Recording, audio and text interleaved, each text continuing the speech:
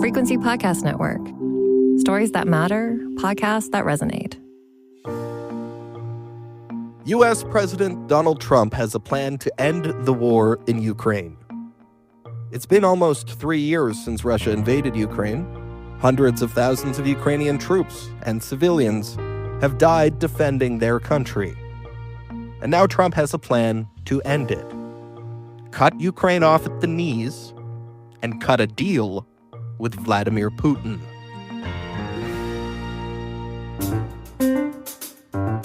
I'm David Smith. Today on The Big Story, Trump's plan to end the war. On the campaign trail, Donald Trump said he would end the war in Ukraine on day one of his presidency. It's been a month now since his inauguration, and the president has gotten around to addressing the Ukraine file. This week, the U.S. brokered peace talks with Russia, hosted by Saudi Arabia, and excluding any representatives from Ukraine. Trump then took to social media, made several false claims about the war. Trump called Ukrainian President Vladimir Zelensky a dictator. He claimed the U.S. has spent $350 billion on aid to Ukraine, when the actual figure is a little less than $183 billion. And most shockingly, he accused Ukraine of starting the conflict. None of these things are true, of course, but it hasn't stopped the president from including them in his narrative. For more on this today, I'm joined by Marcus Kolga, Russia expert, security expert, founder of disinfowatch.org, and senior fellow at the Macdonald-Laurier Institute. Hi, Marcus. Thank you for taking the time today. Hi, David. Thanks for having me on. Yeah, thank you for taking the time. So what is your reaction to the comments that Donald Trump made this week about President Zelensky being a dictator and how he characterized Russia's war on Ukraine? I wasn't entirely surprised. If we look back to February of 2022, basically on the eve of Vladimir Putin's and Russia's full-scale invasion of Ukraine, Donald Trump's comments back then were that Putin was brilliant, that it was a savvy move to invade Ukraine. And so, now 3 years later, Donald Trump has been reelected president. To hear him basically echo Russian disinformation and propaganda about the war, it's not a surprise. But it is shocking that a U.S. elected official, never mind the president of the United States, would basically, again, parrot those narratives, ones that claim that Ukraine somehow started this war. I think that your listeners should be reminded that it was Russia that first occupied and invaded Ukraine in 2014 with that occupation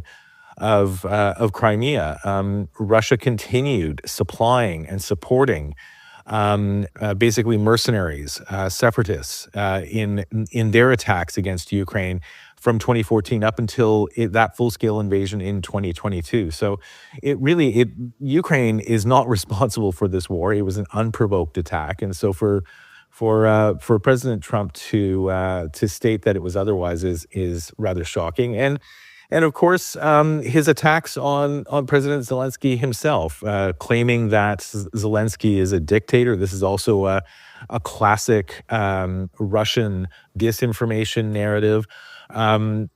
It's intended to undermine American Western support for Ukraine. And what's interesting is that while Donald Trump was attacking Zelensky, he failed to mention that Vladimir Putin has actually been in power for 25 years in Russia, that there hasn't been a fair and free election in Russia during that time, and that he has violently cracked down on free expression and critics throughout that period as well. So no mention of that, but the aggressive echoing of Russian disinformation about Ukraine, all of that is shocking. And I think that all Western democratic nations and governments should be concerned about where all this is headed.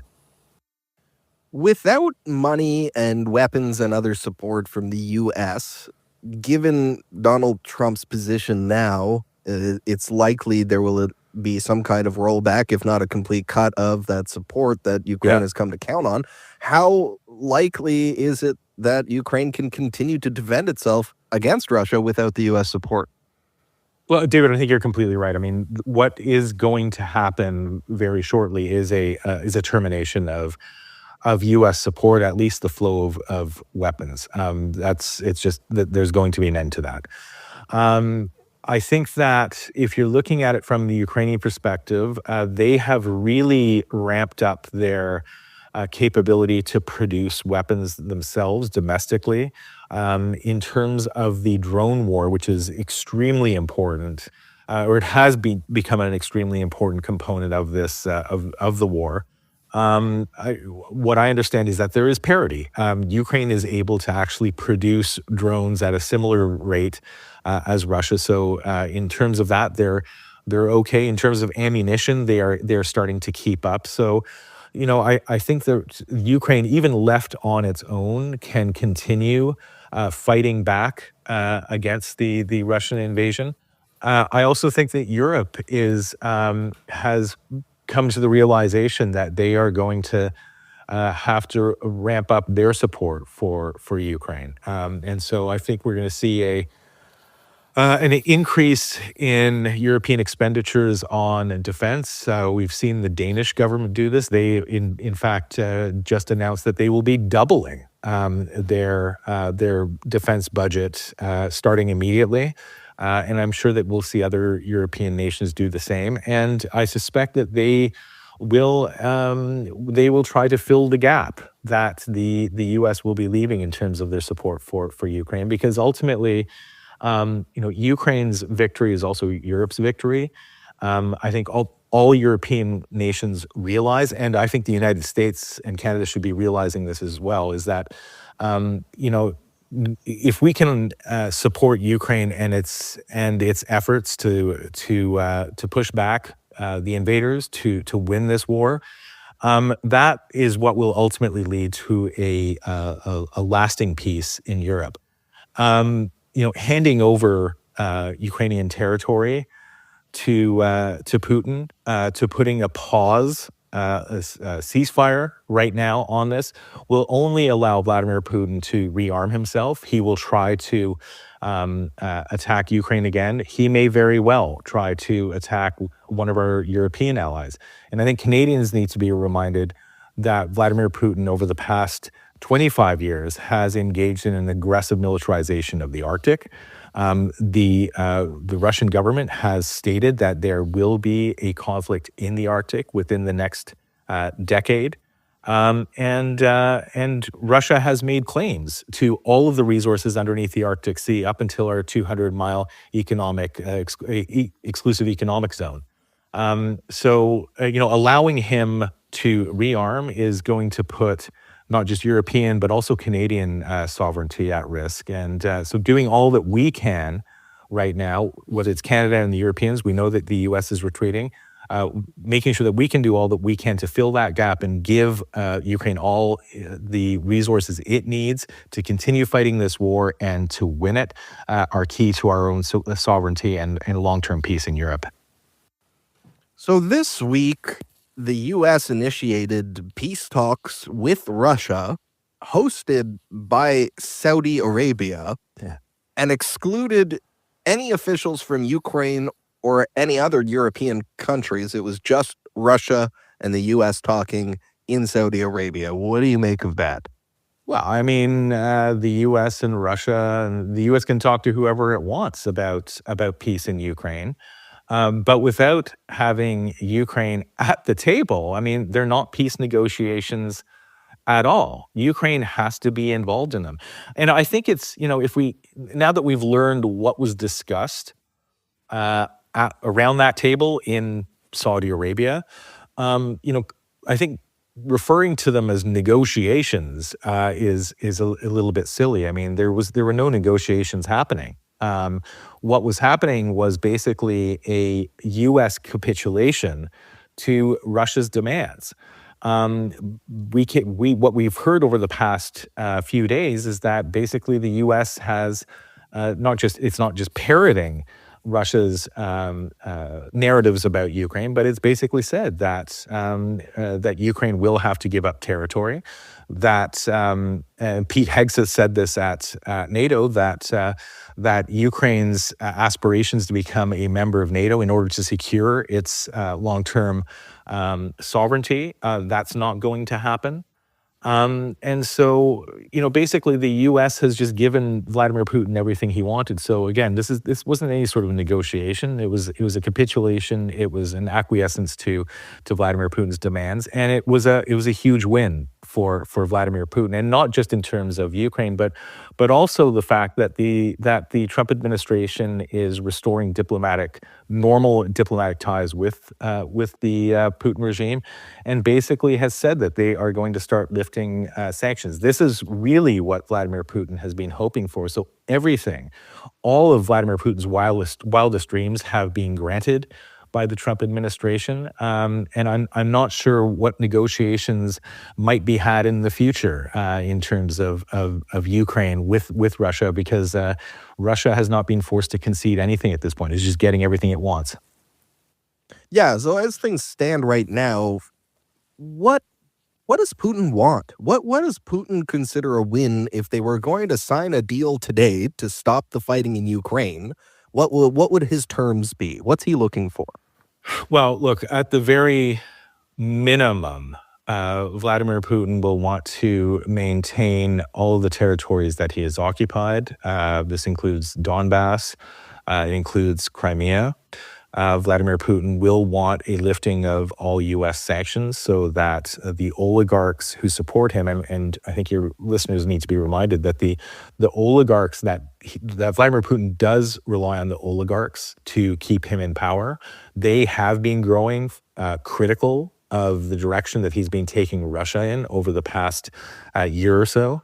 But now all that changes. The pressure is off. The U.S. has, like I said earlier, has indicated that they're willing to lift sanctions. This is something that Vladimir Putin desperately needs, and so it looks like that's going to happen as well. And again, it's the normalization of relations with the U.S. This is something else that he is going to demand, and something that the U.S. has already said that they are going to grant him. So what all of this means for Vladimir Putin is domestically, where there may have been pressure on his regime to stop the war, to take a different direction, all of that pressure has been released. And so, Vladimir Putin his position as president of Russia, and has been over the past 25 years again, that's looking more secure than it has over the past 3 years. And looking forward, what Vladimir Putin will probably want to do, and he's already stated this very clearly in the past, is that he wants to roll back the geopolitical environment and the situation in Europe to what it was before the end of the Cold War. That means Russia's dominance and perhaps even the annexation of territories that were occupied by the Soviet Union. I think that a lot of Eastern European countries are bracing for this possibility.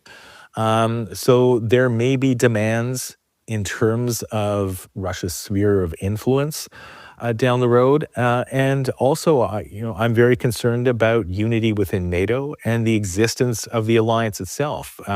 It could be that Vladimir Putin will demand from Donald Trump that the U.S. pull out of NATO, or that NATO as a whole should be dismantled. So, we've caught a glimpse of what Vladimir Putin's demands are in terms of Ukraine, but I think we need to be prepared for a lot more, and an intensification of some of those demands down the road.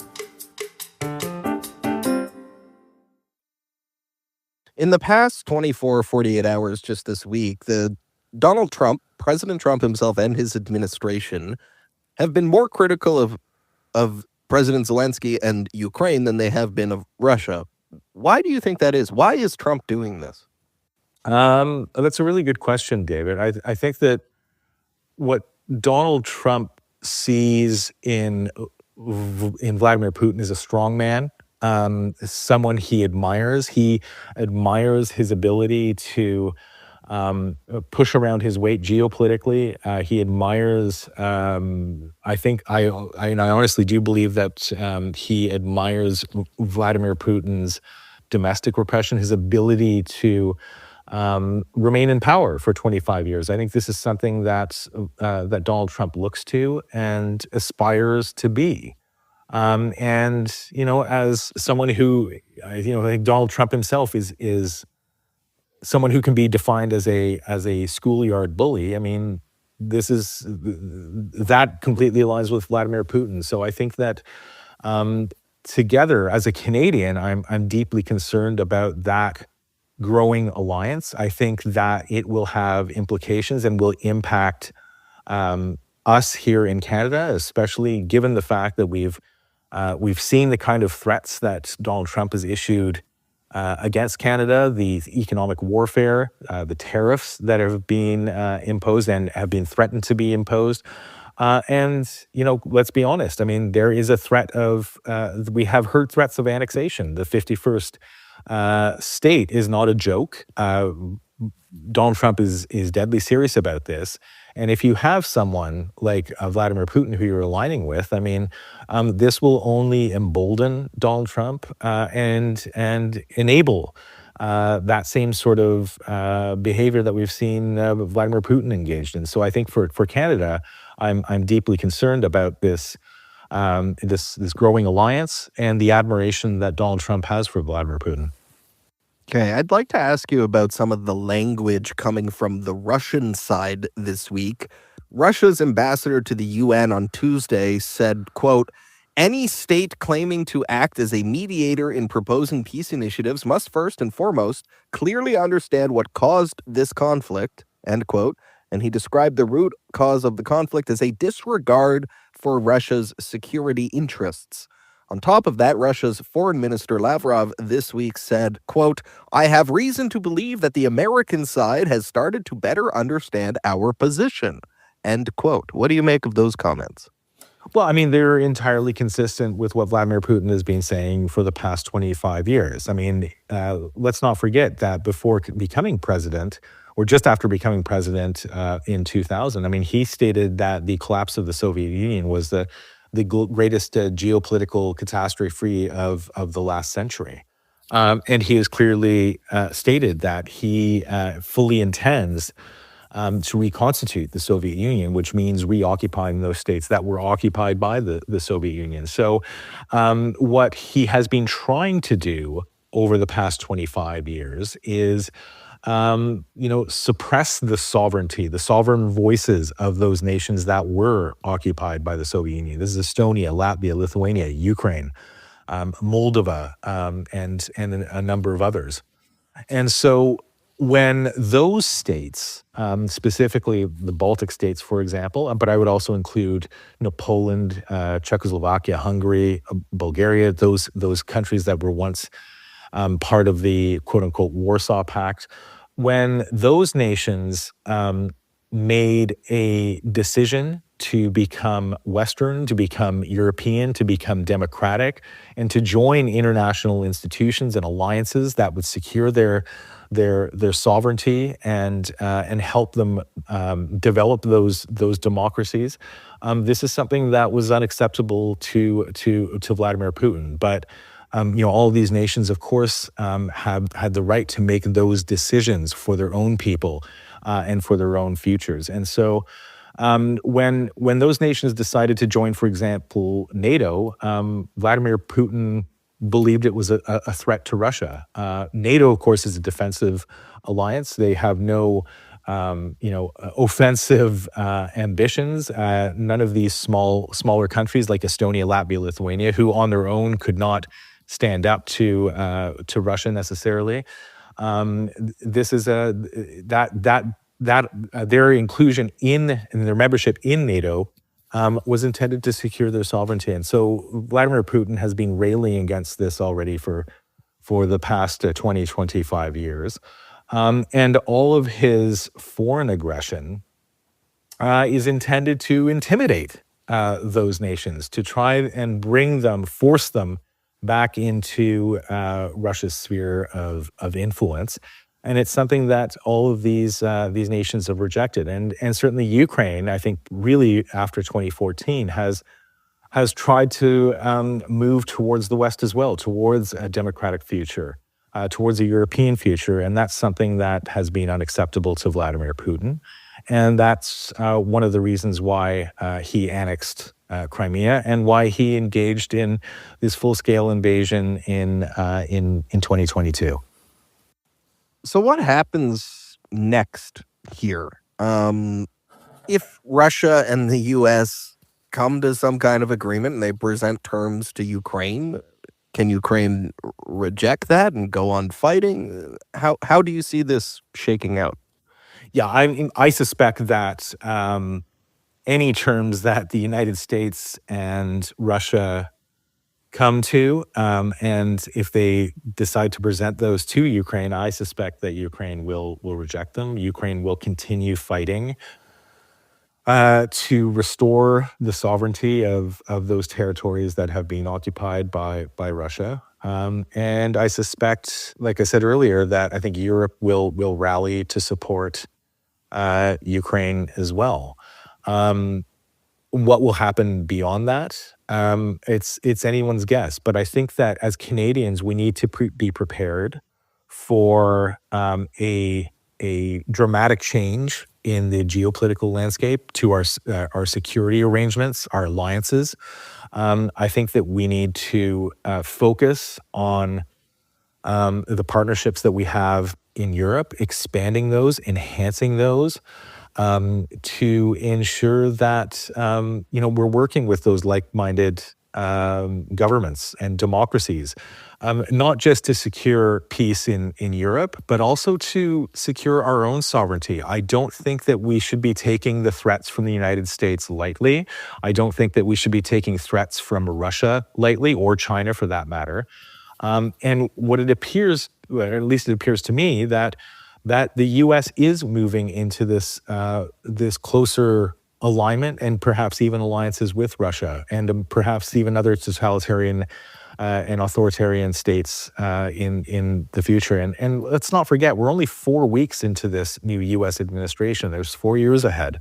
And so we need to be doing all that we can to, like I said, secure our own sovereignty, the sovereignty of our information spaces, to stop Russian and, quite frankly, now U.S. disinformation from manipulating our democratic processes, our understanding of the world around us, our public opinion, and our democratic processes. And so, yeah, working with our allies, this is something that we need to be aware of, and we need to be pushing back against. And last question for today. I have had this conversation with more than a couple people in my own life, Marcus, so I'm curious to hear your thoughts on this. I have heard people express the position, basically, why do we care about Ukraine? We're sending all this money over there to fight this war that really has nothing to do with us. People here in Canada have it rough right now, too. Why are we doing this? Why does Canada care what happens whether or not Russia takes over parts of Ukraine? Why is it in Canada's best interest that the war in Ukraine ends without giving in to Vladimir Putin's terms? Yeah, that's a great question, David. I mean, it has everything to do with us. It has everything to do with our democratic values, and ultimately our own sovereignty. If we genuinely care about democracy and those democratic values, if we genuinely care about our freedom, it is Ukraine right now that is fighting for all of those values, and for our own freedom right now on those front lines. If Ukraine fails, if Vladimir Putin is allowed to prevail, not just in Ukraine, but in Europe, that represents he and his allies, whether it's Iran, China. Unfortunately, I think that we can lump the Trump administration into that group as well.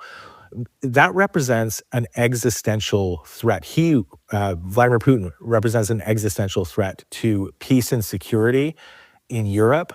to the post-World War II order, the post-Cold War order, the stability that we've and the prosperity that we've enjoyed throughout that time. He represents an existential threat to all of that. If we support Ukraine, if we are able to help Ukraine win and push back and give Vladimir Putin that bloody nose, and they were on course to do so before Donald Trump was inaugurated, that would have helped ensure that stability would continue. What is happening right now is a breaking down, a crumbling of all of that. And so, this is why it's important for us to continue supporting Ukraine as much as we can, but as well, not just Ukraine, but all of our European allies who are now, I think, under threat. If we wish to maintain that stability and order that we've enjoyed for the past 80 years. Okay. Thank you very much for those insights, Marcus. It's been a pleasure to have you as our guest on the show today to give our listeners some context to these headlines and explain how Canada fits into the puzzle here. It's a difficult topic, but it's one I think we should continue talking about. And thank you again for your time. If the listeners want to find out more about you, your work at DisinfoWatch, where can they go to do that? They can go to disinfowatch.org or just sort of Google my name, Marcus Kolga, and you'll get all sorts of content that I've produced and written. And you have your own podcast, is that right? Are you still doing the podcast? We are. We're not on much of a schedule, but we have an episode coming out. It's the Active Measures podcast, where we look specifically at Russian and other foreign authoritarian influence and information operations targeting Canada and our allies.